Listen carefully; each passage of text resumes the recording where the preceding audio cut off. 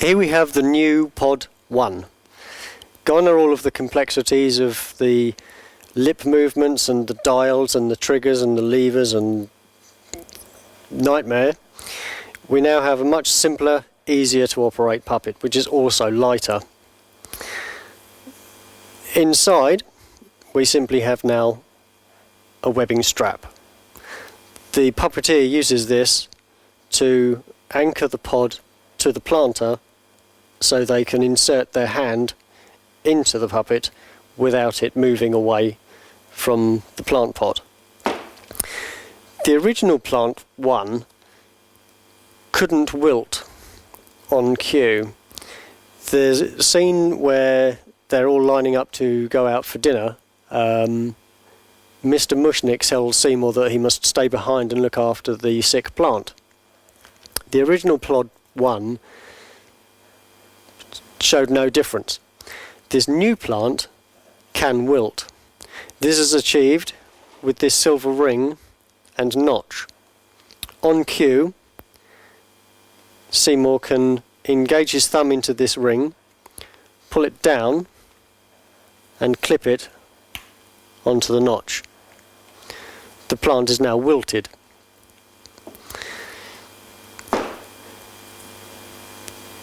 When placed onto the counter, which contains trapdoors, the puppeteer can then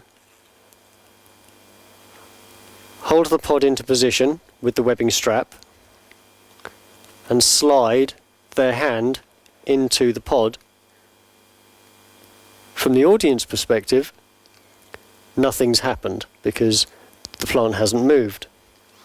From beneath the counter, the puppeteer can then drink the little drops of blood that Seymour drips into the mouth, and then at the end of the number, Grow For Me, the plant can then grow. The original Plant 1 could only grow 2.5 inches. This new plant can grow nearly a foot. I'll demonstrate this again from beneath the counter so you can see it as the audience will see it.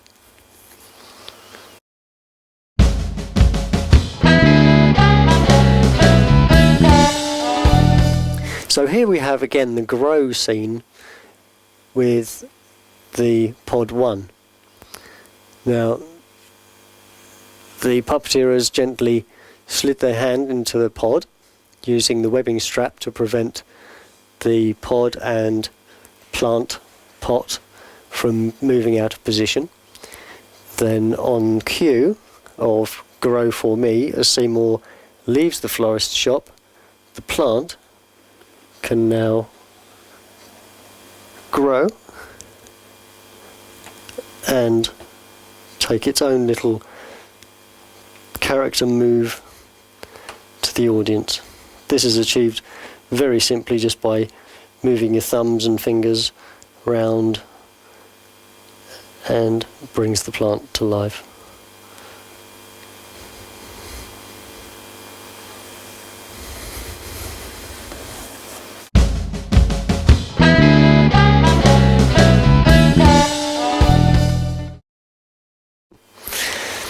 Having performed beautifully on stage, the now wilted Pod 1 must be reset for the next performance. This is done very simply by sliding the sock of the puppet down over the plastic tube held within the plant pot.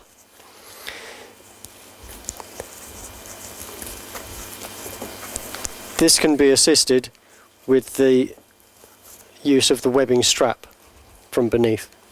This locates the pod onto the top of the tube and ensures that it's in the correct position for the next show. The silver ring must also now be unclipped and the wilting leaves gently teased back into position. It's important to remember also that when the pod is placed on the counter, that this ring is concealed from the audience, thus maintaining the illusion of the plant having a life of its own.